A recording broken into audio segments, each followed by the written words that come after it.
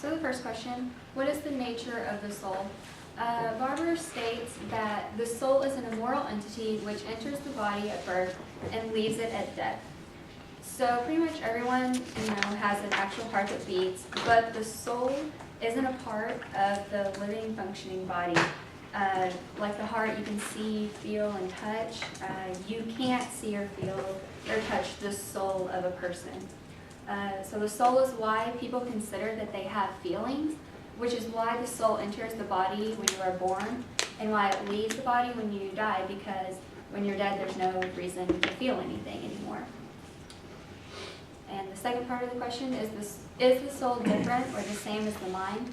Barber also states that the man is the unity of the soul, body, flesh, and mind, together making up the man.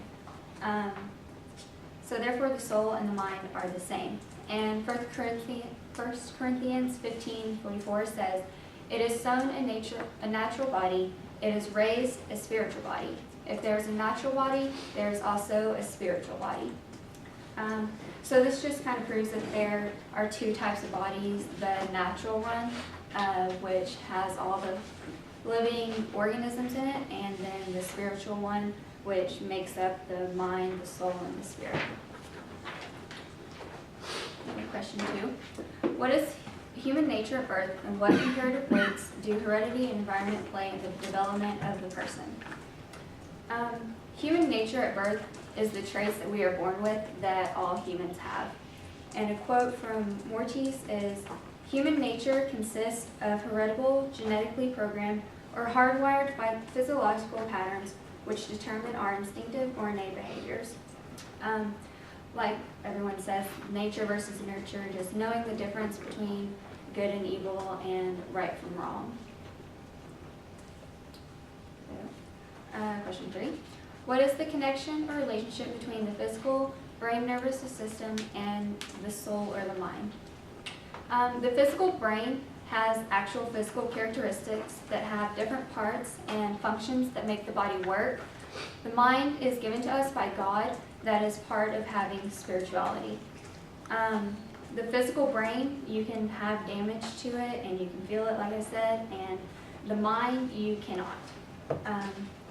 The mind is not a part of the physical universe, but in a spiritual realm roughly equivalent to God, which is how thoughts or ideas can be objective and certain. So we all have the physical part, which is the mind, but God gives us the mind to have different thoughts, which is why we are all unique in God's eyes.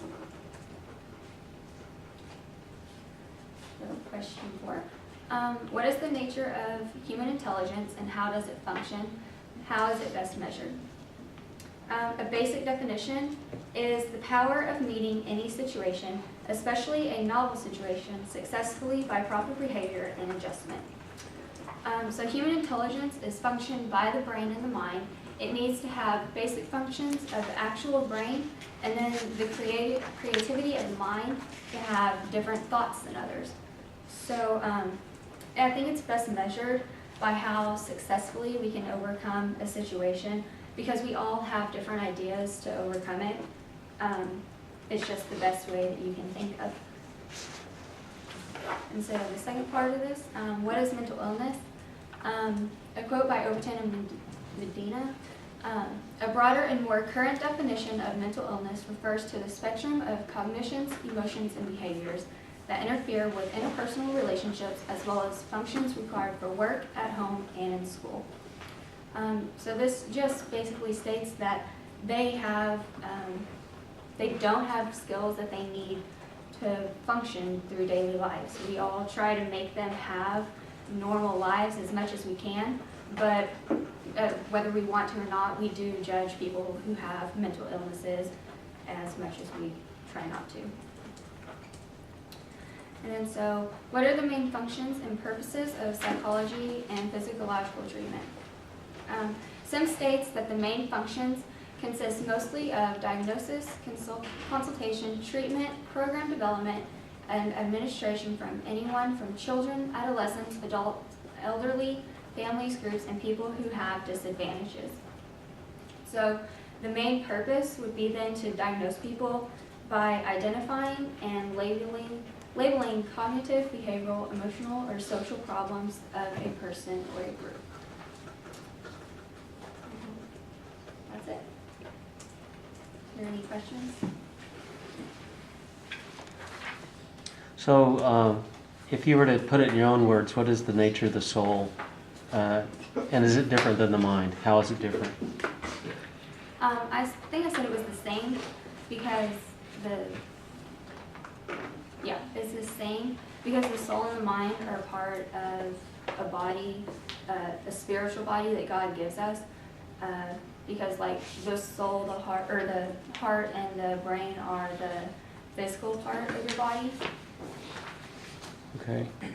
How would you just tell me in your own words, what's the nature of human intelligence? How does it function and best measured? You might have said it already, but just try to put it in your own words. Which one was it? The intelligence, the nature of human intelligence and how it functions and how it's best measured. I think it's best measured just by putting a person in a situation like that saying you can't judge a fish how to climb a tree because that's not what it's born to do. You have to take intelligence by what a person is born with and given with to judge them in any situation. Okay. Anybody else have a question? Sure. Last call. Can you go to the mental illness slide?